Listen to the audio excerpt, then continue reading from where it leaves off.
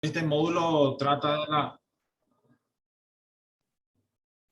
este módulo trata de la valoración preoperatoria del paciente, básicamente sin mayor patología. Podríamos llamarlo una evaluación prequirúrgica para cirugía no cardíaca del paciente, entre comillas, normal. Bueno, eh, disculpen que le tenga que hacer recordar otra vez lo del fútbol, pero les quiero contar una anécdota cuando fui futbolista profesional. Tuve una lesión de la rodilla que me alejó un tiempo de las canchas, una lesión de menisco, de la cual tenían que intervenirme y por supuesto para eso tenía que hacerme una valoración preoperatoria.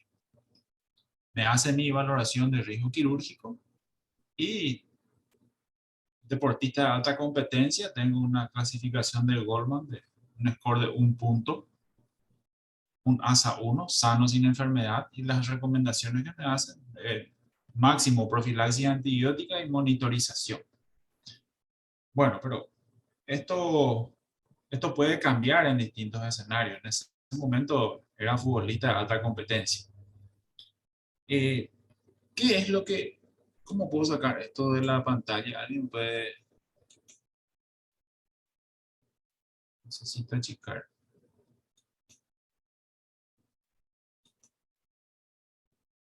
Bueno, no importa. ¿Qué es lo que se valora al momento de hacer una evaluación de riesgo quirúrgico al paciente? Seguramente cuando me iban a intervenir en ese momento vieron mi edad, buscaron algunos predictores clínicos de riesgo, si no hay predictores menores, midiendo mi capacidad funcional según mis equivalentes metabólicos, usando algunos scores que ustedes ya vieron en el módulo anterior. Después se habrán preguntado, bueno, ¿de qué se va a operar? ¿Es una cirugía de urgencia? ¿Es una cirugía programada? ¿Va a haber un toque vascular en esa intervención? La cirugía en sí tiene alto, intermedio o bajo riesgo.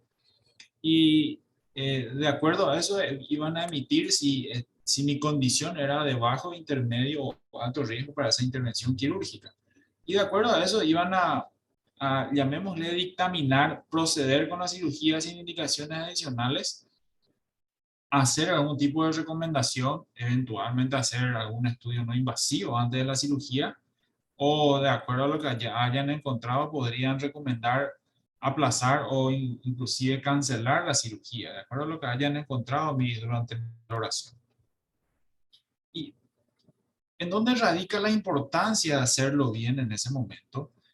Porque a nivel mundial la cirugía no cardíaca se asocia en sí a una tasa de complicaciones que puede superar el 10%, inclusive cercano a los 1,5% de mortalidad, y la mayoría de estas complicaciones se deben a problemas cardíacos. O sea, lo que cuando hacemos una valoración preoperatoria, lo que intentamos hacer es prevenir complicaciones cardíacas perioperatorias. ¿Y qué es lo que lleva a esta posibilidad de complicaciones cardíacas? Muchos factores inherentes al acto quirúrgico en sí. El trauma de la cirugía, la intubación, el dolor, la hipotermia, el sangrado, el ayuno al que se le somete al paciente. Esto puede llevar a un estado proinflamatorio con liberación de citoquinas, estado de hipercoagulabilidad, el estrés, aumento del cortisol, de catecolaminas, la hipoxia por eventual sangrado, llevando a fisura de placa, aumento de la demanda de oxígeno, trombosis coronaria, isquemia miocárdica y un infarto de miocardio en el perioperatorio. ¿Verdad? Es lo que quisiéramos nosotros evitar. ¿Y cuáles son los objetivos, en definitiva, de hacer una evaluación preparatoria? Es estratificar a estos pacientes en función de sus posibles complicaciones que puedan aparecer durante la cirugía e identificar también los factores de riesgo cardiovasculares o portadores de diversas cardiopatías que puedan beneficiarse de algún tratamiento que nosotros podamos encontrar en ese periodo prequirúrgico. Y sobre todo, una oportunidad para hacer recomendaciones sobre el manejo en el tiempo perioperatorio de las condiciones comórbidas que pudiésemos encontrar, el uso de fármacos y demás situaciones. Pero una de las interrogantes que se puede plantear ya, ¿cuál es el momento ideal? En qué momento nosotros deberíamos iniciar una valoración para una cirugía. Hacía una pregunta en el foro, preguntaba si a ustedes les incomoda hacer una valoración prequirúrgica de ida al quirófano. Seguramente a más de uno de ustedes le habrá pasado, a mí me pasó, me pasa constantemente y realmente me incomoda bastante y la mayoría de las veces, si no es el 100%, me suelo negar a hacerlo, porque es un compromiso demasiado grande, sobre todo con el paciente. Y las recomendaciones dicen que esta evaluación debiera hacerse dentro de los 30 días previos a la cirugía, dependiendo seguramente del estado comórbido del paciente, pero idealmente en ese lapso de tiempo. Y esto también debiera revisarse y actualizarse tanto los datos del examen, de la anamnesis, nuevamente del examen físico, y de lo que se haya registrado al momento de ingresar el paciente para su intervención quirúrgica, o sea, dentro de ese periodo de 24 horas. Entonces, idealmente, dentro del mes, y esto debiera revisarse en un continuo y ajustarse de nuevo en el preoperatorio inmediato. Y en vista de eso, ya en un hospital público donde trabajo, hace unos años habíamos diseñado una ficha de valoración prequirúrgica, eh, que tengo que hacer la salvedad que no se implementa por cuestiones burocráticas y a lo mejor por problemas que eh, directivos no comprenden la importancia de este proceso, pero es tema de otra conversación. Y tratábamos de poner en el primer apartado los datos filiatorios del paciente. Por supuesto, es importante saber de qué se va a operar, qué tipo de anestesia va a recibir, si ya se había operado alguna vez, cuáles son sus antecedentes quirúrgicos, si hubo algún evento en esa intervención quirúrgica y de ser posible describirlo, si existen patologías crónicas que tengamos que saber, si recibe alguna medicación de cuidado y antecedentes de alergia. Y la primera pregunta que se planteaba en ese momento era si la cirugía es de urgencia o no y cómo debiéramos actuar ante esta circunstancia. En época de residente también me pasó que me solicitaban una valoración prequirúrgica para intervenciones de urgencia y erróneamente yo despotricaba o eventualmente me negaba para decir, pues si es una urgencia le tenés que operar. Y era un concepto errado, y definitivamente es un concepto errado. No por ser una cirugía de urgencia nosotros tenemos que dejar de valorar el riesgo quirúrgico. Y sobre todo vamos a dirigirnos a hacer recomendaciones en el manejo, en el perioperatorio.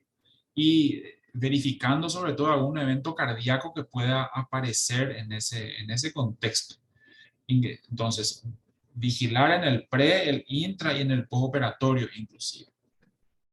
Que aparezca nuevamente una insuficiencia cardíaca, que se descompense, que se sobrecargue, alguna coagulopatía que eventualmente pueda ser reversible. Estamos hablando de cirugías de intervención de urgencias. Al no ser una urgencia, bueno, podemos estar un poco más tranquilos, digamos. Ahí entonces revisar si hay alguna condición cardíaca activa, ya sea síndromes coronarios inestables como una angina severa, falla cardíaca descompensada con una clase funcional de 4, que haya empeorado en el último tiempo, que tenga alguna arritmia significativa o que podamos identificar una enfermedad valvular severa por el examen físico y eventualmente algún estudio que tengamos que solicitar. Y valorando esto puede llevarnos a retrasar el proceso electivo de esa cirugía que no era de urgencia, posteriormente estabilizar la condición clínica y proseguir con esa valoración tratando de mejorar en lo posible el estado del paciente para poder operarse. También valorar si hay otras condiciones no cardíacas activas en ese momento. Alguna enfermedad pulmonar, ya sea un paciente con EPOC que esté descompensado, una bronquitis complicada, si hay antecedentes de enfermedad digestiva, ya sea por sangrado gastrointestinal en las últimas 4 semanas, que tenga una anemia, no, que a lo mejor sea por un sangrado oculto, antecedentes de dispepsia, una enfermedad genitourinaria, una infección de tracto urinario complicada, o sobre todo que esté activa. Acá no hablamos de un análisis de orina simple con seguimiento patológico, pero sin síntomas. alguna enfermedad metabólica que esté descompensada, ya sea una diabetes con una glicada mayor a 9, una enfermedad renal que esté fundamental. No toda cirugía es igual. Es por eso que existen cirugías de bajo riesgo, de riesgo intermedio y de riesgo alto. Y esto está determinado, este riesgo, por la posibilidad de infarto fatal y muerte en un periodo perioperatorio de 30 días. Y recordando, a mí me iban a operar de una lesión de menisco, es una cirugía ortopédica menor, entonces implica un riesgo bajo. Si hay factores de riesgo adicionales, y esto ya poniendo en práctica un poco uno de los scores que vimos en el módulo 1, el score cardíaco revisado de Lee, fijándonos si hay historia de enfermedad cardíaca isquémica, falla cardíaca previa descompensada, historia de enfermedad cerebrovascular, diabetes, que esté utilizando insulina o que tenga una insuficiencia renal con una creatinina mayor a 2. Y sumando estos puntos vamos a poder determinar el porcentaje de riesgo de complicaciones cardíacas perioperatorias de cualquier paciente. Y un dato fundamental, y diría yo uno de los más importantes, el más relevante, el predictor más importante, es el equivalente metabólico, mi capacidad funcional. Y esto se define como el consumo de oxígeno por cada mililitro, por cada kilo de peso mientras yo estoy en reposo. Y se representa por los METs, los equivalentes METs. Vivir me lleva a mí, estar sin hacer nada, implica un gasto metabólico de 2 a 3 METs. Y los deportistas de alto rendimiento tienen más de 10 METs sobre todo. Y esto se puntúa desde un punto a 4, 4 a 10 y por encima de 10. Los que tienen menos de 4 puntos tienen una baja capacidad funcional y son pacientes de muy alto riesgo. Esta capacidad funcional puede determinarse por dos preguntas muy sencillas. Si el paciente puede caminar 4 cuadras sin detenerse por síntomas limitantes, o si puede subir 2 pisos por escalera sin detenerse, estamos hablando que tiene una capacidad funcional por encima de 4 METs. Y al tener una capacidad funcional por encima de 4, muy poco probable que tenga un evento cardíaco en el perioperatorio. Entonces, los pacientes con buena clase funcional, mayor a 4, pueden proceder a cirugía programada sin necesidad de estudios adicionales o una nueva terapia farmacológica. Tiene buena capacidad funcional. Reitero, caminar 4 cuadras sin detenerse por síntomas limitantes y subir 2 pisos sin detenerse por síntomas limitantes. Los ya conocidos scores de Goldman y Asa y Goldman, probablemente si enviamos a un paciente a quirófano sin estos predictores, el anestesiólogo va a rechazar a ese paciente, si bien es más bien de su campo, definitivamente lo tenemos que usar. Pero vamos a ver posteriormente un poco con dificultades podríamos encontrarnos con esto. No solamente el corazón, dijimos, si son pacientes ya un poco entrados en año o pacientes con una neumopatía, existen también factores de riesgo para que aparezca una insuficiencia respiratoria en este perioperatorio. Existen 2 o 3 scores que puedan puntuar. Este es uno de los más prácticos que puedo encontrar, que estratifica la posibilidad de falla ventilatoria en el perioperatorio y tiene algunas puntuaciones como el riesgo de la cirugía, si es una reparación de aneurisma de aorta, si es una cirugía torácica, si es una neurocirugía abdominal alta o periférica o vascular, si es una cirugía de cuello, si es urgencia, si está hipoalbuminémico, el estado funcional, es un paciente con EPOC o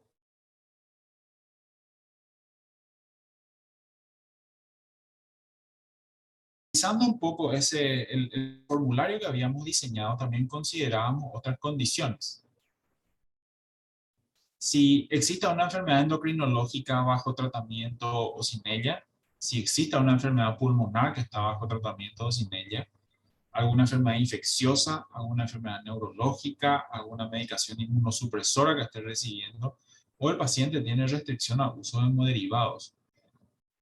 Es importante saber si sufre hipotiroidismo, hipertiroidismo, si es un paciente con EPOC, si es un paciente con HIV que se va a operar, si es epiléptico, cómo vamos a manejar esos antiepilépticos, si usa esteroides, si usa inmunosupresores, o se niega a recibir algún tipo de transfusión. Y los auxiliares de diagnóstico también que figuran en este formulario. Hicimos un pequeño cambio. Si ustedes recuerdan, la evaluación preoperatoria del futbolista de alto rendimiento al principio decía dictamen. Y la palabra dictamen me parece particularmente muy comprometedor y pareciera que nos tira toda la responsabilidad a los clínicos que hacemos esta valoración preoperatoria. Entonces, cuando diseñamos un poco este formulario, decidimos cambiar ese término por conclusiones o comentarios. Las constantes vitales encontradas en el paciente en el momento de la valoración, el nombre, va a ser sometido a una cirugía de riesgo, ya sea bajo, intermedio, alto, y una puntuación por score de Lee, ASA y Goldman se pone ahí, y por lo tanto, habiendo sido evaluadas las condiciones clínicas actuales, se emiten las siguientes recomendaciones. No nos volvemos tan taxativos con esa palabra dictamen. Y el formulario que les mostré hasta ahora se resumía en 2 hojas. Y tenía un algoritmo explicativo luego, que determinaba si era una cirugía urgente, proceder con la intervención quirúrgica y revisar en el perioperatorio.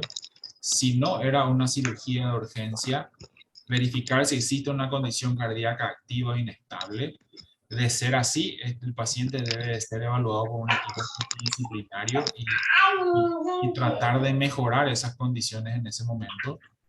Si no tiene una condición cardíaca activa, ver el riesgo del procedimiento, el riesgo quirúrgico que acompaña el procedimiento en sí. Si es una cirugía de bajo riesgo, se puede proceder a la cirugía. Si encontramos en la valoración algún riesgo adicional, hacer una intervención en relación a eso. Si fuese una cirugía de riesgo intermedio alto, considerar la capacidad funcional del paciente. Si tiene una buena capacidad funcional por encima de 4, se puede también proceder con la cirugía. Si podían, por favor, silenciar sus micrófonos. Gracias. Si tiene baja capacidad funcional, menos de 4 METs, volver a revisar el riesgo quirúrgico. Si fuese el riesgo intermedio, además de las recomendaciones anteriores descritas, se puede considerar la posibilidad de hacer algún estudio cardíaco no invasivo. Recién acá entra la posibilidad de hacer alguna ecocardiografía, por ejemplo.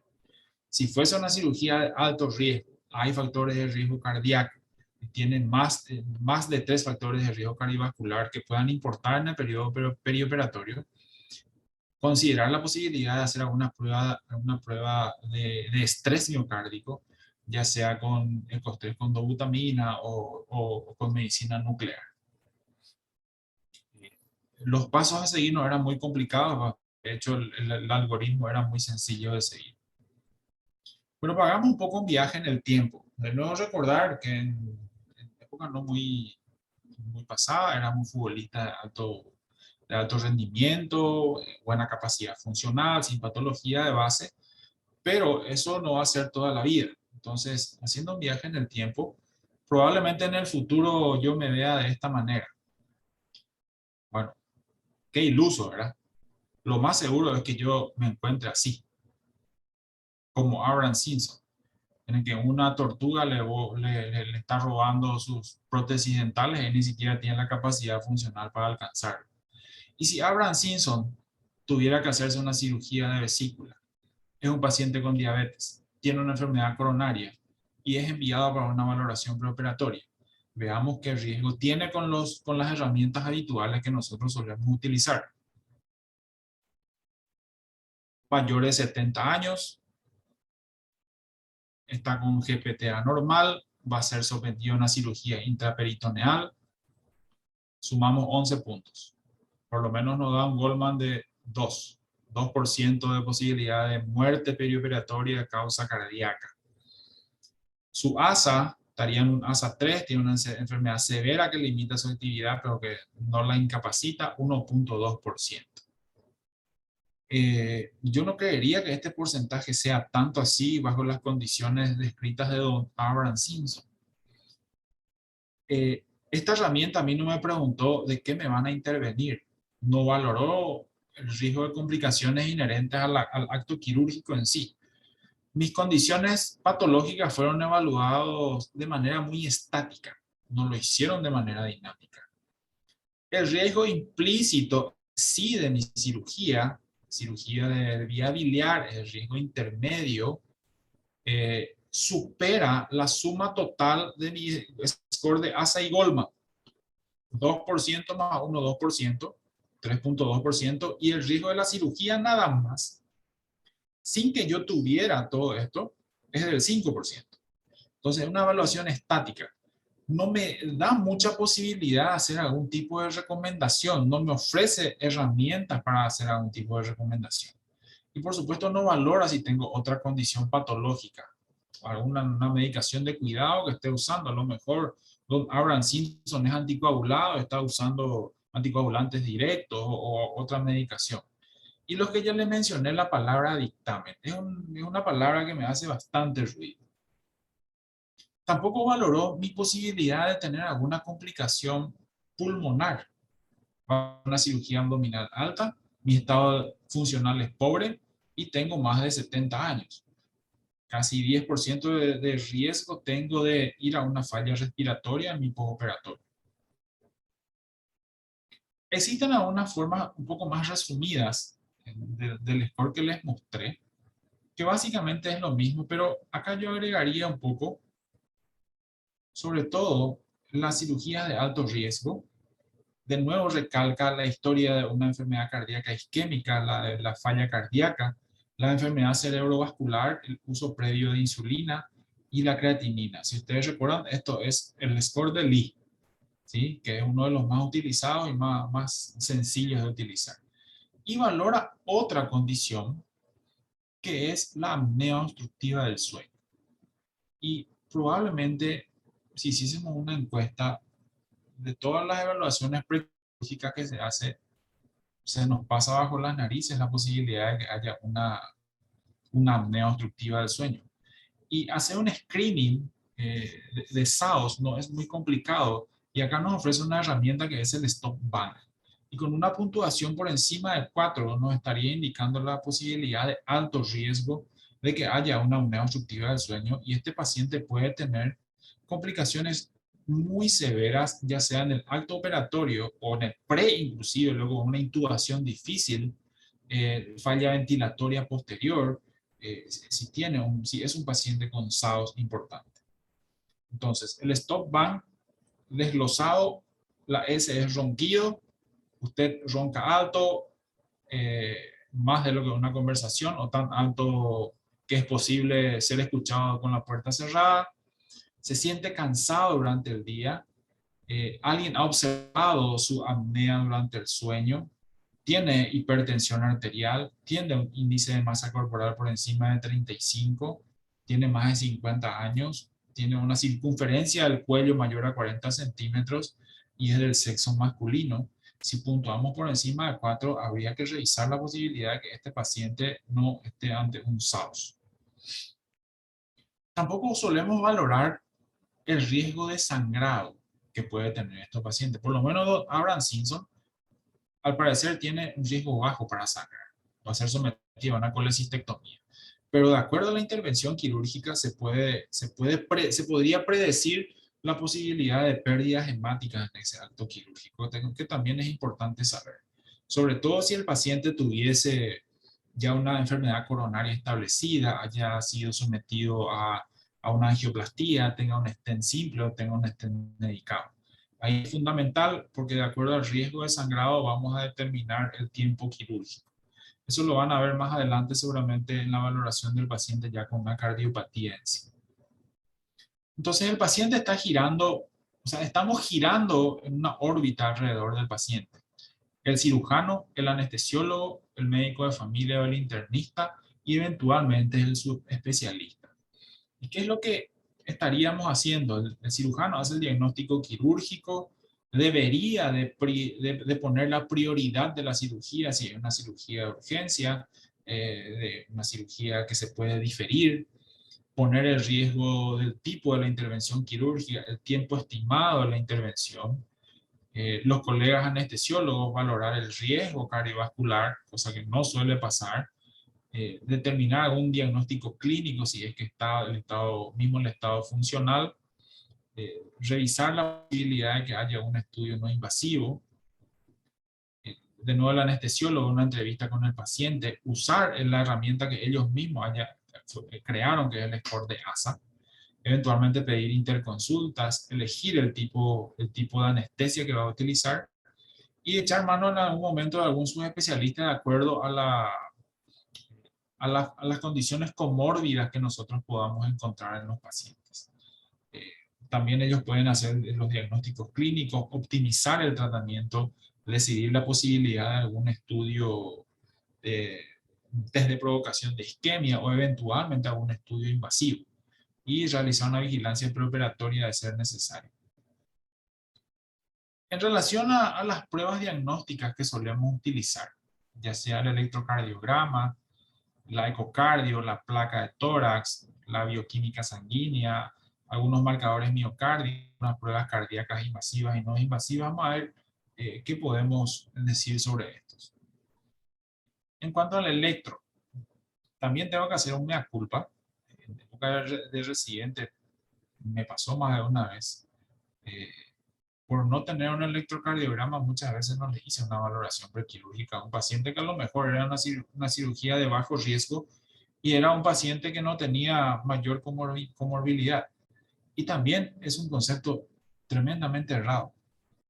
Y es sumamente rutinario el uso del electrocardiograma en nuestro medio, pero la tasa de estudios anormales que podamos encontrar en estos pacientes es baja. No supera el 31%.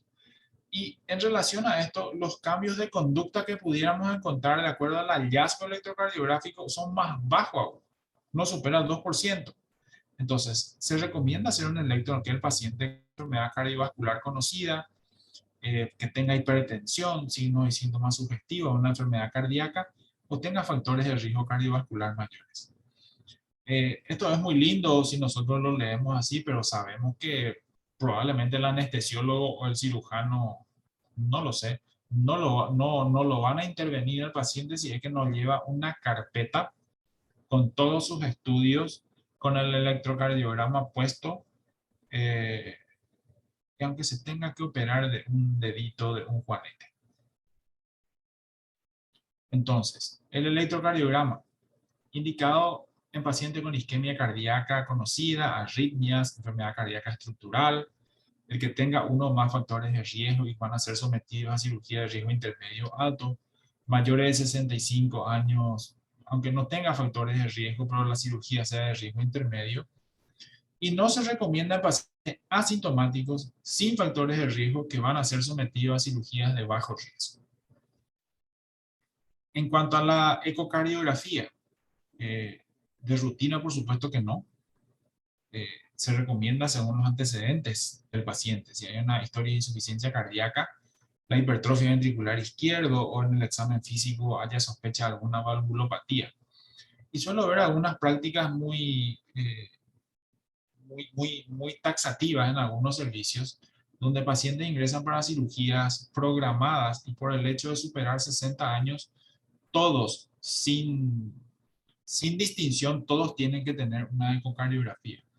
Y eso tiene un impacto en cuanto a costos y tiempo en salud. Entonces deberíamos de determinar bien a quién se lo vamos a solicitar. La radiografía de tórax. Sabemos que son las complicaciones que pueden aparecer en el perioperatorio, como la neumonía, atelectasia y la bronquitis. Y la placa de tórax sí es bastante rutinaria, pero fue modificándose por su uso, ya que implica un cambio de conducta muy bajo de acuerdo a los hallazgos de la radiografía, menos entre 2 a 5% aproximadamente. Entonces, estaría indicado solo si el paciente tiene signos o síntomas que sugieran una nueva o inestable enfermedad cardiopulmonar o eventualmente va a ser sometida Por supuesto, una cirugía torácica, por algo se va a operar a nivel del tórax. Definitivamente, seguramente ya tiene alguna imagen, o si no lo tiene, debiéramos de tener una imagen, una imagen pulmonar. Estudios funcionales respiratorios no están indicados de rutina. Podría eventualmente asma bien tratado o el tabaquista si tiene síntomas. Y sobre todo si va a ser sometido a una cirugía de tórax en mi abdomen superior y tiene factores de riesgo como está aquí, tiene baja capacidad funcional, tiene disnea de reposo o al examinarlo encontramos algunas sibilancias. En cuanto a los análisis laboratoriales, al hemograma y a la bioquímica en sí, eh, se describe que tampoco es necesario pedirlos de rutina en aquellos pacientes que van a ser sometidos a cirugías de bajo riesgo. La posibilidad de que encontremos una anemia, si no lo encontramos en el examen físico, es baja.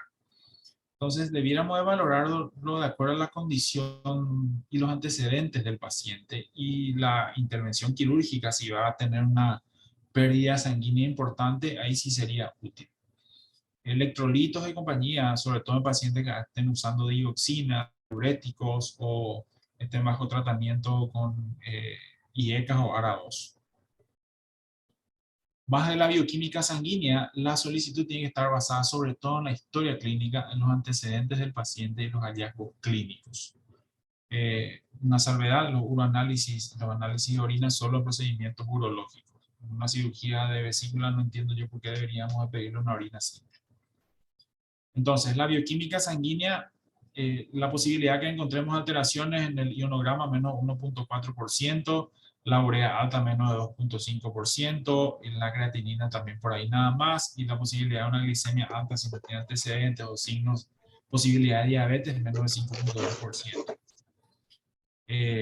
La orina no se recomienda de forma rutinaria, pero acá tengo que hacer alguna observación, sobre todo si encontramos una bacteriuria asintomática en pacientes embarazadas que van a ser sometidas a una cesárea, en pacientes ya añosos que va a ser sometido a un procedimiento urológico y en los que van a ser sometidos a cirugía vascular periférica y a recambio de prótesis o colocación de prótesis de cadera, por la posibilidad de que presente una infección relacionada a ese eventual foco urinario, aunque sea asintomático, debiera de valorarse bien y instaurar un tratamiento en esa circunstancia de que fuese una bacteriuria asintomática. Entonces, reitero, mujer embarazada para cesárea, pacientes añosos que van a ser sometidos a cirugía urológica, eventualmente cirugía vascular periférica y colocación o recambio de prótesis de cadera. Entonces, no está recomendado obtener estudios en laboratorio de pacientes sin enfermedades sistémicas que serán sometidos a cirugía no cardíaca de bajo riesgo, sobre todo si las pérdidas de sangre van a ser bajas o si el reemplazo de fluidos va a ser mínimo. Tampoco estaría recomendado estudios basales como la ecocardiografía o pruebas de estrés cardíaco en pacientes sin síntomas que estén estables o que tengan una enfermedad cardíaca conocida y que van a ser sometidos a cirugía de bajo riesgo. Algunos marcadores miocárdicos sí pudieran ser de utilidad. Recordemos que en pacientes que eventualmente tienen riesgo, en el perioperatorio están todavía sedados, están con analgésicos y a lo mejor nos muestran un dolor torácico, un dolor anginoso típico y puede estar haciendo un infarto, nada más empieza a descompensarse. Entonces podría ser de utilidad una troponina basal y eventualmente dentro de las 48 o 72 horas si es que el paciente muestra algún signo de descompensación. Lo mismo también el ProBNP y el NT-proBNP. Y si pacientes de bajo riesgo no está justificado solicitarlos. Las pruebas evocadoras de isquemia, ¿cuándo? Sobre todo pacientes de alto riesgo cardiovascular, pacientes de riesgo moderado alto también, que haya síntomas isquémicos que no pudieran ser evaluados, que tengan una baja capacidad funcional. Si ustedes se dieron cuenta, en cada situación no deja de mencionar lo que es la capacidad funcional. Y dijimos que es uno de los predictores más importantes a tener en cuenta. ¿Y qué se podía pedir eventualmente? Bueno, una ergometría, estudios de perfusión con dipridamol o ecostés con dobutamina. pruebas de provocación de isquemia, para eventualmente después decidir si sería factible hacer un estudio más invasivo. Bueno, en relación a algunos fármacos que puedan estar usando nuestros pacientes cuando van a ser intervenidos, ya sea antiagregantes o anticoagulantes, en este caso los directos. Los antiagregantes en un lapso de 5 a 7 días eventualmente se puede suspender para una cirugía, sobre todo si va a ser cirugías que puedan perder mucha sangre. Y los anticoagulantes directos va a ser de acuerdo a la posibilidad de pérdida sanguínea y al aclaramiento de creatinina. Esto ustedes lo pudieran tener pegado en su servicio para saber, o en su consultorio para saber cómo manejar el tiempo en cuando van a suspender. Y si hay un aclaramiento menos de 15, tiene que ser un lapso largo, 5 a 6 días aproximadamente. Lo mismo sucede con el Rivaroxaban y con el Apixaban. Los AINES no están recomendados en el día antes de la cirugía, por lo menos 48 horas antes, es recomendado suspender. Otros fármacos que solemos usar, el cilostazol, la pentoxifilina, durante el perioperatorio también es recomendable suspenderlo por lo menos 48 horas antes. El dipridamol casi no lo usamos. Recuerden que estos actúan también como antiagregantes plaquetarios, tienen efecto antiagregante. Y los antagonistas de vitamina K de 0 a 5 días dependiendo de cómo vaya normalizándose el INR del paciente. La heparina también va a depender del aclaramiento de creatinina y el riesgo de sangrado. Lo que habitualmente nosotros utilizamos la enoxaparina, si estábamos usándola de manera terapéutica, o sea, anticoagulante, suspenderlo 24 horas antes, y si tiene un aclaramiento menos de 30 a 72 horas antes. Si lo usamos de manera profiláctica y está por 12 horas antes, y tiene un aclaramiento menos de 30, también 72 horas antes. Y la heparina no fraccionada 4 o 6 horas antes, hablando del TTPA. La medicación antihipertensiva o cardiovascular, ya sea los AINES o los inhibidores de los ARA2, están recomendados suspenderlos en el periodo de 24 a 36 horas eventualmente.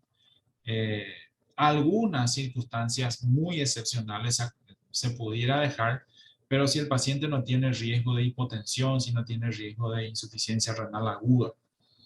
En relación a los alfa bloqueantes también se puede dejar, lo que puede causar es hipotensión, los agonistas, los alfa 2 también, antiarrítmicos se puede dejar, los beta bloqueantes, si ya estaba usando, idealmente no retirarlos, porque uno de los fármacos que marcó diferencia en el perioperatorio de pacientes, sobre todo si tiene una patología cardiovascular. Bloqueantes de canales de calcio tampoco es mayor problema, la dioxina tampoco, la ivabradina tampoco, los diuréticos indicados suspender el día de la cirugía, de ser posible, y vigilando sobre todo trastornos de medio interno. Suplementos de potasio, de ser posible suspender 24 horas antes del procedimiento. Las estatinas se puede continuar, ojo, puede ocurrir rhabdomiólisis, pero si va a ser sometida a cirugías vasculares periféricas, con más razón debiera continuar.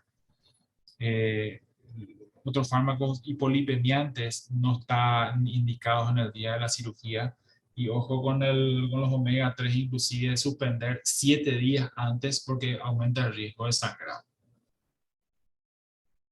Algunos antidepresivos no tendrían mayor dificultad, se puede continuar. Sobre todo estos pacientes pueden hacer efectos rebote o alguna complicación neurológica o neuropsiquiátrica en el perioperatorio. Algunos fármacos antineoplásicos, y acá sobre todo menciono al bevacizumab, el Avastin, que solemos usar más bien en pacientes con retinopatía diabética, idealmente en el periodo de 4 semanas en el perioperatorio, porque su vida media es bastante larga. Entonces, de ser posible, en el perioperatorio de 4 semanas tratar de evitar. Pacientes que estén usando corticoides, va a depender del tiempo que esté usando y de la cantidad de corticoides que esté usando. Si ya lleva más de 3, si tiene 3 semanas, dosis equivalente de 5 miligramos o 10 de prednisona, se prevé que haya una buena reserva todavía suprarrenal y se podría continuar la dosis, pero habría que vigilar en el perioperatorio para ver si no necesita suplementación de corticoides. Y así, si tiene de 5 a 20 miligramos por día, ya tiene un poco más de tiempo, probablemente la reserva suprarrenal es escasa y ya habría que suplementar un poco más. Y si usa dosis alta, definitivamente en el perioperatorio habría que cambiar y usar corticoides parenterales ya en el prequirúrgico.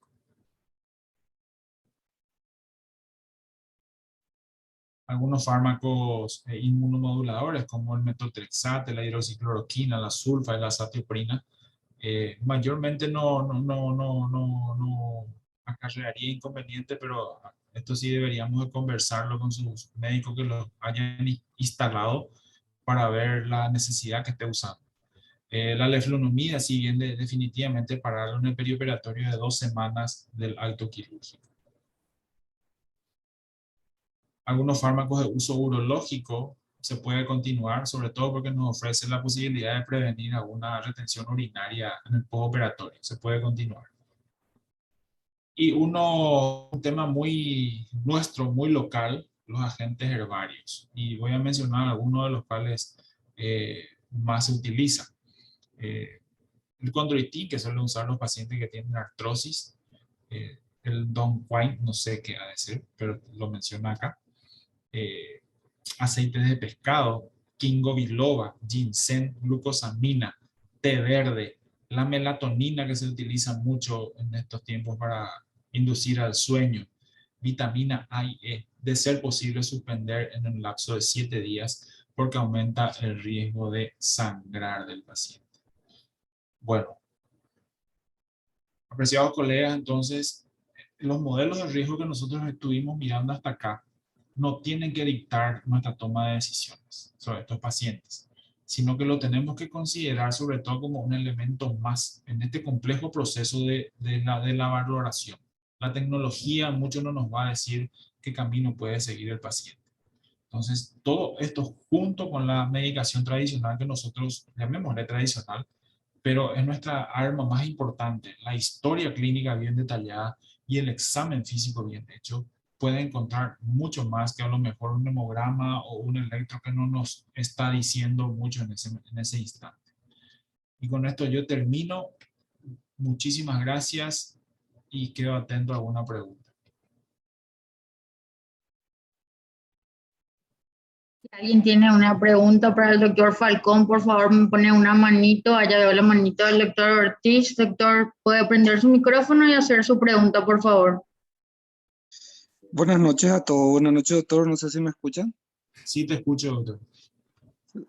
Doctor, yo soy neumólogo, también soy clínico, ¿verdad? Y bueno, la pregunta de la utilización de beta bloqueante, estuve leyendo los artículos que nos enviaron y decía que de hecho que los beta bloqueantes no tenían bien definido si se debería cortar o no, sobre todo por el beneficio que puede dar a nivel cardiovascular, pero el riesgo que puede ser a nivel cerebrovascular, ¿verdad?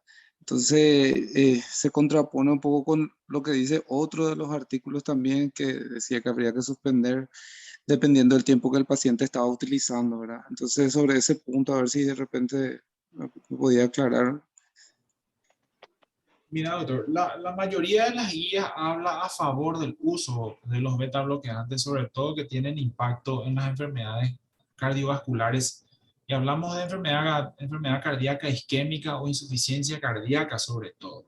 Entonces, si el paciente no tuviese tratamiento beta bloqueante en esos momentos, habría que iniciarlo y ir titulando en un lapso de 30 días. Esa es la recomendación de las guías, pero sobre todo en esas dos circunstancias. En las demás circunstancias, cosa que solemos ver mucho, pacientes hipertensos que el primer fármaco que reciben es atenolol. Y considero errado, ¿verdad? En esas situaciones, si no tiene una enfermedad coronaria, eventualmente una enfermedad coronaria establecida, no tiene una insuficiencia cardíaca con función sistólica deteriorada, ahí el beta bloqueante podría causar más problemas que beneficios.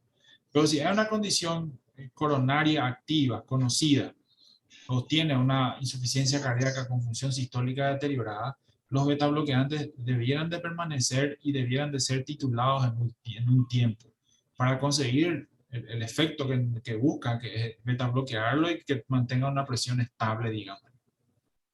Perfecto. Gracias, doctor. Otra pregunta, doctor, respecto.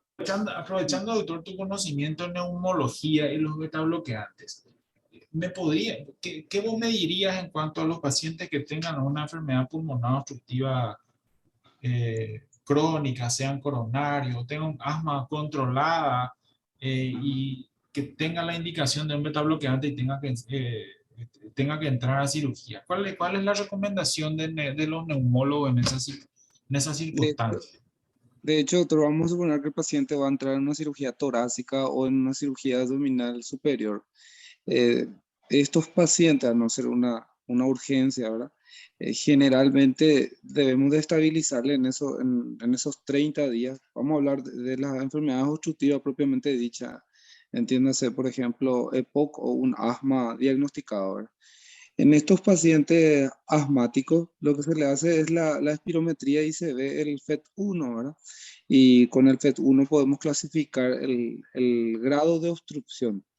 Ya teniendo eso, se hace el tratamiento con LAVA, LAMA, si hace falta, o sea, un broncodilatador de corta o de larga duración o anticolinérgico, dependiendo del grado, ¿verdad? Y se hace el tratamiento que por lo general con esto incluso no interfiere mucho la utilización de beta bloqueante, al menos si es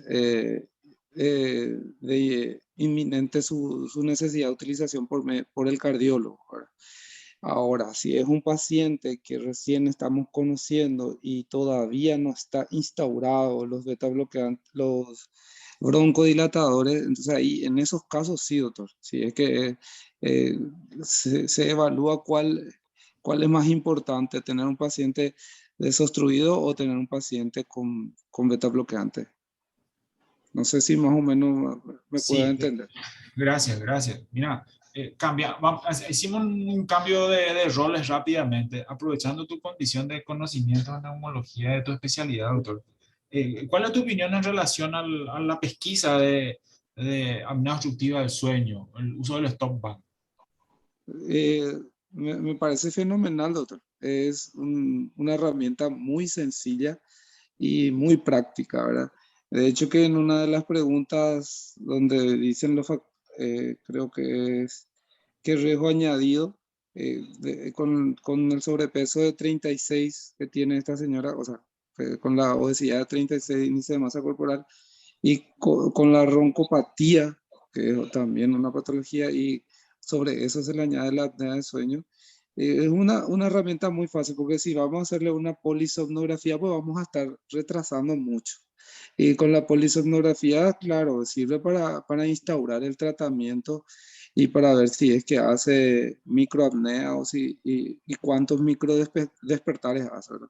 Pero con esta herramienta, que te soy sincero, nosotros utilizamos generalmente otras herramientas, pero con esta que vi acá, me parece fenomenal y muy sencillita y rápida.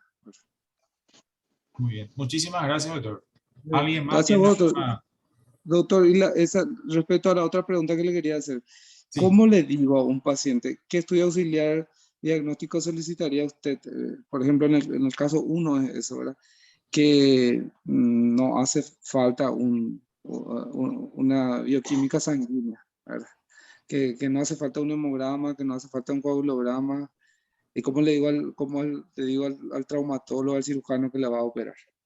Y mira, si el colega cirujano, el colega traumatólogo o el colega del ámbito quirúrgico que sea, si nosotros hacemos lo que se llama asistencia compartida y todos tenemos el mismo lenguaje y el mismo con el colega anestesiólogo, ellos también comprenderían la situación si es un paciente de bajo riesgo y es una cirugía de bajo riesgo que no necesitaría mayor estudio.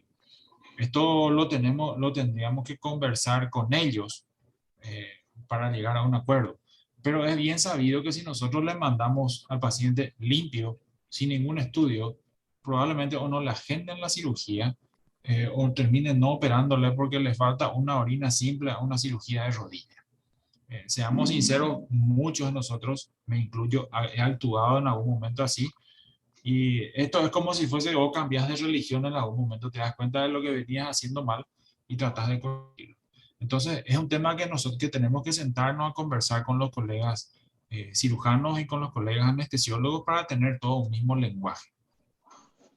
Es como cuando nosotros empezamos en la época de residencia a no utilizar antibióticos en los pacientes obstructivos desencadenados por cuadros virales, ¿verdad? Fue bastante difícil. Yo creo que esto va a llevar su tiempo, ¿verdad? Y el otro punto, doctor, respecto al riesgo inherente a la cirugía propiamente dicha de vías de la vesícula, en una de las figuras menciona que la resección de las vías biliares es considerado de alto riesgo, pero en otro de riesgo intermedio. No sé si esto tiene que ver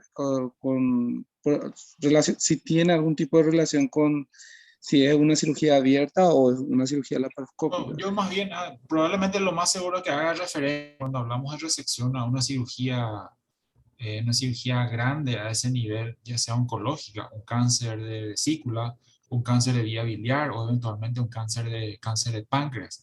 Sabemos, por ejemplo, que una cirugía de Whipple es una cirugía extensísima que puede implicar muchísimo riesgo para el paciente. De hecho, los que se operan de esto van después a cuidados intensivos. Más bien se refiere a ese punto, cuando habla de resección. Perfecto. Le agradezco mucho, doctor. Muy bueno está el curso. Muy bien, gracias, doctor. ¿Alguien Gracias. más? La doctora Mellet. ¿Cuál de todas? Porque dos hay. No, pero acá hay solo una, doctor. Solo uno. ¿Qué tal, doctor? Buenas Hola, noches, Karen. compañeros. ¿Qué tal?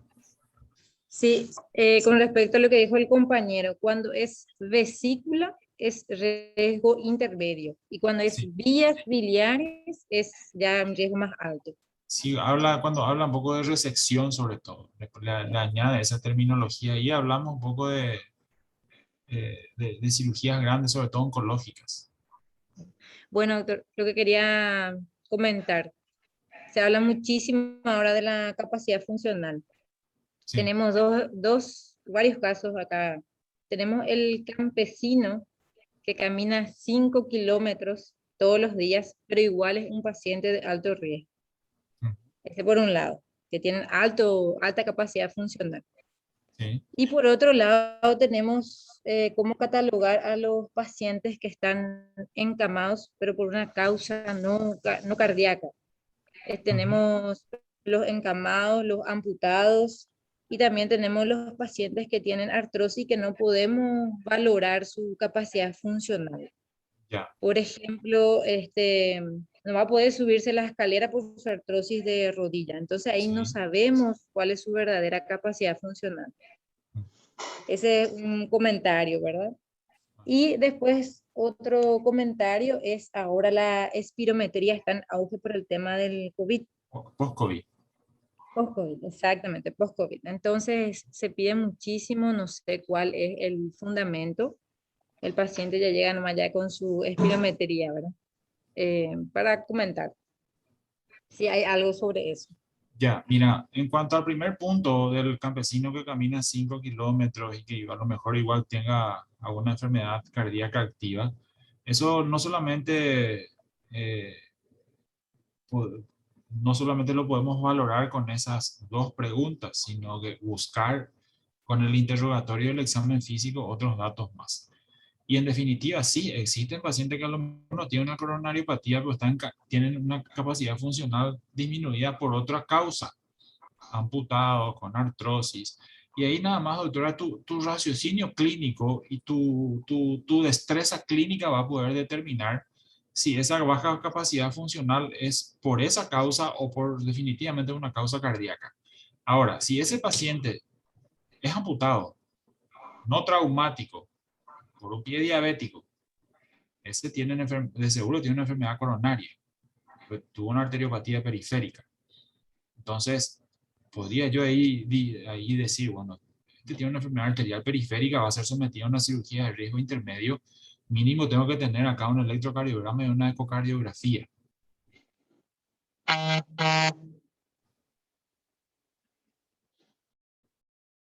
No sé si respondí tu pregunta, Cari.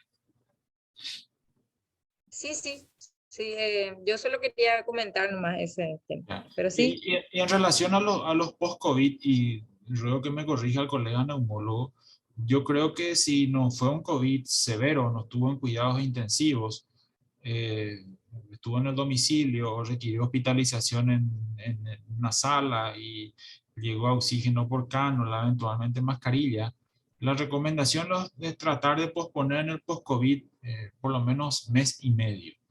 Y acá sería útil de nuevo utilizar los equivalentes NETs y eventualmente desde la marcha de los 6 minutos a ver si tiene una buena capacidad funcional y si no presenta desaturaciones. Y posteriormente pasar a un estudio funcional respiratorio un poco más profundo, llamémosle, para no enviarlos a toda espirometría.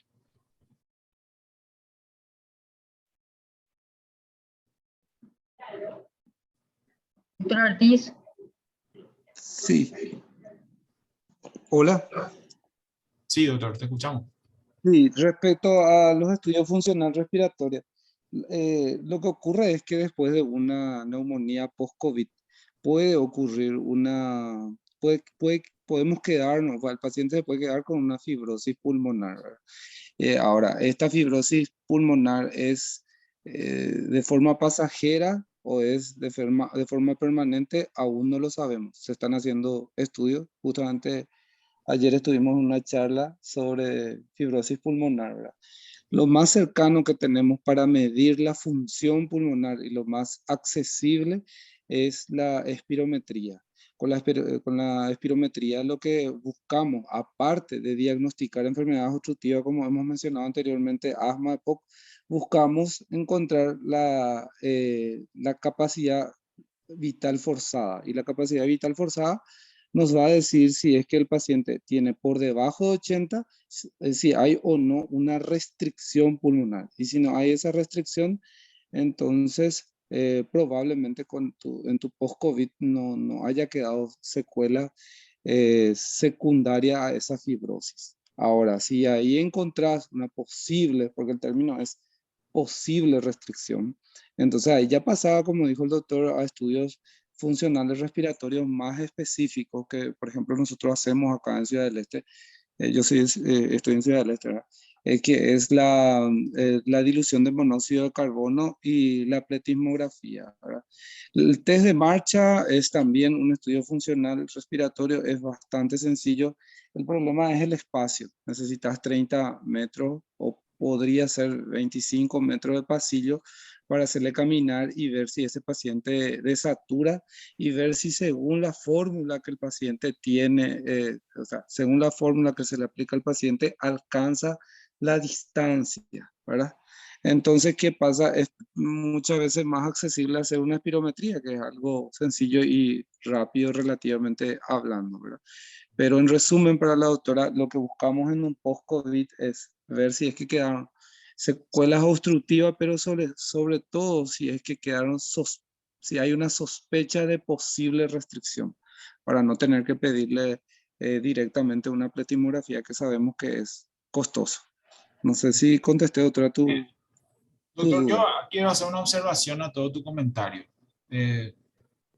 Particularmente no estoy en desacuerdo en eventualmente una espirometría, pero creo que primero debiéramos de definir si fue un COVID que estuvo en Sí, la sí, casa, un claro, doctor, COVID no, no, que requirió hospitalización en una sala común, o COVID que estuvo en cuidados intensivos con un alto flujo, o COVID que estuvo con soporte ventilatorio mecánico X tiempo, ¿verdad? Eso uno. Otro, te tengo que contar, nosotros hicimos una especie de, no, definitivamente no tenemos los 25 o 30 metros, pero usamos dos escalones. Entonces, 6 ajá. minutos, subir, bajar, subir, bajar, subir, bajar, podría ser equivalente antes de la marcha de 6 minutos. Sí, exactamente, un poco más. Respecto, doctora, al primer comentario que emitió la observación, sí, estamos pensando, o sea, la espirometría sería lo en esos pacientes, como dije, con sospecha de lesiones fibróticas. Y esos pues son los pacientes que estuvieron en terapia o pacientes que utilizaron cánula de alto flujo, ¿verdad? Sí, cierto, un paciente asintomático post-COVID que no tiene, con un estetoscopio ya buscamos los rales de velcro, ¿verdad? los crepitantes velcro. Y si no tenemos eso, entonces, y si el paciente tiene, como usted mismo mencionó, buena funcionalidad con el MEP, no amerita tanto, a no ser que tenga un antecedente claro de asma de EPOC, ¿verdad? Pero sí, si no aclaré este tema de que el paciente tendría que haber pasado por una patología tipo COVID severa, pido disculpas. Muy bien, muchas gracias, doctor. ¿Alguien más? Yo quería preguntar algo, por favor. Doctora Lourdes. Sí, buenas noches. Justo Buenas por el noches. tema del COVID, del post-COVID, tengo algunos pacientes en el consultorio que son así adultos jóvenes y me dicen que tienen dificultad respiratoria hacia caminar 2, 3 cuadras y ya se sienten cansados. Y de repente si me tocan esos pacientes para hacer una evaluación prequirúrgica, al preguntarle me van a decir que sí, que tienen dificultad para respirar, que tiene cansancio. Entonces, ¿cómo yo voy a evaluar? ¿Con la espirometría o con...? Porque la ectoscopía a mí me parece que es así tipo un daño así, bueno, no puedo saber, pero me parece que es más emocional que realmente una afectación pulmonar. Claro, sin requerimiento de internación, te digo, doctor. Mira, lo de emocional definitivamente puede ser, porque hay descripciones bien claras de que quedan esa sensación de Disney, inclusive sin que haya tenido la necesidad de estar hospitalizado, estrés postraumático, etcétera. Lo más rápido que te puedo decir, doctora, si tenés los 25 o 30 metros desde la marcha, desde la caminata de 6 minutos con un saturómetro en el dedo, ver su frecuencia respiratoria, ver cómo se adapta a ese ejercicio. Si no lo tenés, ves ese baloncito que usan los pacientes para subir a la camilla, ¿sí? Podría ser 6 Sí. minutos, subir, bajar, subir, bajar, subir, bajar, puede ser equivalente a un test de la marcha de los 6 minutos. Si vos encontrás que el paciente se pone taquicárdico o desatura, ahí sí enviarlo a una espirometría eventualmente, dependiendo del tipo de intervención quirúrgica al cual va a ser sometido. Si va a ser una cirugía de rodilla, no creo necesario. Si va a ser una cirugía abdominal alta, vesícula, u otra intervención, yo creo que sí ahí, ¿sí? Sobre todo si tuvo antecedentes de un COVID severo.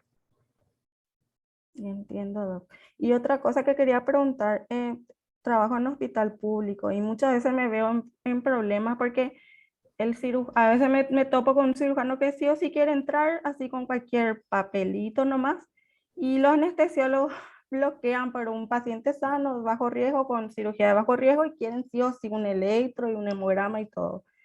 Y también, doctor, quería preguntarte si esto, claro que nosotros vemos el riesgo del paciente que puede pasar antes, después, durante la cirugía, sí, ¿verdad? Pero sería conveniente también informarle a los familiares, ¿verdad? ¿Cuál es su riesgo? Porque creo que las cuestiones médico-legales están demasiado complicadas ahora y entrar sin nada, de repente le pasa algo, te digo un paciente sano con bajo riesgo, cirugía de bajo riesgo y entrar sin nada, así que justifique por lo menos algo para respaldarnos, digamos. En ese sentido, lo que doctor yo quería saber cómo sería, ¿verdad? Mira, tenés toda la razón en cuanto a que probablemente los colegas de cirugía o de anestesiología no entren a intervenir un paciente de bajo riesgo eh, sin estudio. Mira, eh, yo creo que implica un cambio de cultura de la institución, en donde el paciente tiene que ser evaluado en un contexto clínico, quirúrgico, anestesiológico, y cuando se le va a operar, bueno, presentar esta situación ante el paciente, explicarle, mira, no te hacemos más estudio porque tu posibilidad de complicaciones son estas. Ahora, no podemos dejar de lado las cuestiones médico-legales. Las complicaciones existieron, existen y van a existir. Ahí tampoco estaría otro documento en juego, que es el documento de consentimiento informado. Pero este documento de consentimiento informado no debiera de ser genérico, que es lo que nosotros tenemos en los hospitales. Un documento de consentimiento para una neurocirugía es igual para un juanete, ¿sí? Entonces, para cada tipo de intervención debiera de tener un documento de consentimiento informado donde el paciente haya entendido de qué se va a operar, de qué riesgo puede presentar, y sobre todo aclarar que esto no nos exime a nosotros, no nos eximiría de responsabilidades posteriores si es que nosotros no hayamos detectado alguna condición patológica, ya sea por el examen físico, la historia clínica, etc. Pero básicamente, doctora, es un cambio de cultura. Quisiera darte un poco más puntual la respuesta, pero esa es la respuesta que puedo ofrecerte Entiendo. ahora, ¿sí? Sí, Hemos lastimosamente. tenido, disculpe el lenguaje, colegas cangüero que lo primero que miran es si tiene TP. Todo está en orden, se va a operar la rodilla. No, no tiene TP, no se va a operar. Justamente tengo un amigo anestesiólogo y yo le estaba hablando de esto ahora y ya entramos en discusión y me dijo, no voy a hacer la anestesia en un paciente joven sin un electro, igual aunque sea de bajo riesgo, la cirugía, ¿verdad? Y bueno, eso, o sea, nosotros estamos acá aprendiendo todo eso, pero ¿cómo es lo que le vamos a discutir a ellos si ellos al final son los que deciden? Gracias, Doc.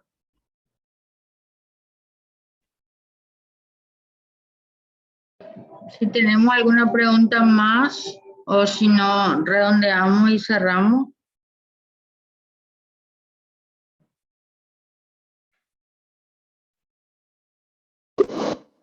Ahí levanté la mano. No veo, pero habla nomás de tu pregunta, por favor.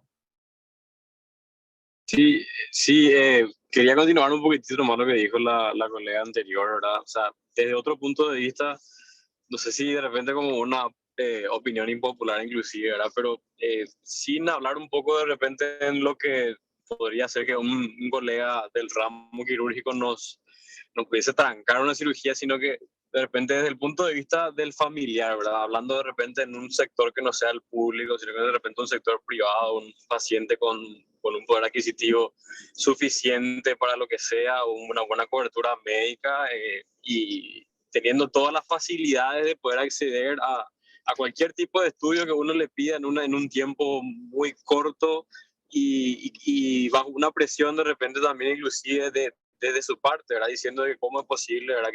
Que no haya ningún estudio antes de hacerme una cirugía de riesgo intermedio y teniendo en cuenta que el paciente es sano y que el examen físico está todo normal. Y te dice el paciente, bueno, yo nunca en mi vida me hice ningún examen, tengo 25 años y me quiero operar de una, no sé, algo que sea intermedio. Entonces, el paciente te presiona en ese sentido y entonces la pregunta es, ¿cuál es el nivel? Siendo sincero, todavía no pude leer los materiales, pero ¿cuál es el nivel de evidencia que tenemos en cuanto a estas recomendaciones, ¿verdad? Porque al final de cuentas son también recomendaciones en base a medicina basada en la evidencia, que si hasta dónde realmente es ese nivel de evidencia, bueno, no le voy a pedir nada o le pido algo muy mínimo, ¿verdad? Como teniendo en cuenta para evitar alguna complicación, por más de que sea muy bajo el riesgo de que pueda haber algo en un hemograma, detectar una anemia o algo así, pero existe ese riesgo. Entonces el familiar o el paciente mismo te presiona o si puede llegar a haber una complicación es tu culpa, te quiere culpar y das implicancia médico-legal. No tanto del médico cirujano, sino que del familiar o del paciente mismo. Si entendí tu pregunta, Invernici, si a esos pacientes le hacemos todo lo que solicitaron. Mira, al fin y al fin y al cabo la decisión la toma de decisiones es personal. Las recomendaciones están. Muchas de las evidencias no son todas 1A, algunas son 1A, 1B, pero sobre todo si es de bajo riesgo, la cirugía, el paciente sin factores de riesgo, no sería necesario llegar hasta una ecocardiografía. O sea, tampoco exagerar. Pero al fin y al cabo la decisión médica es personal y debe ser consensuada con el paciente. Ninguna decisión que nosotros lleguemos a tomar en relación a la salud de un ser humano la debiéramos de tomar de manera unipersonal. La tenemos que consensuar con el paciente. Y ellos tienen que estar bien enterados sobre eso. Sea en el ámbito público, sea en el ámbito privado, sea en el ámbito que sea. debe ser conversado y consensuado.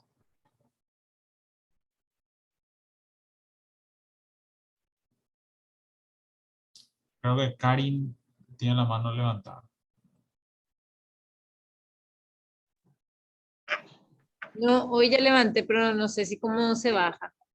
Ah, Y nos ¿alguien más? despedimos entonces, si nadie más tiene preguntas.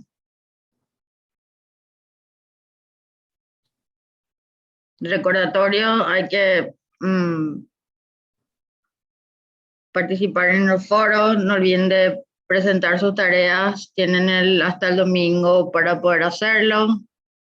¿Algo más que me olvido, doctor Falcón? Nada, recalcar sobre todo la participación en el foro. Si tienen aparecieron algunas preguntas sobre inhibidores de SLGT2.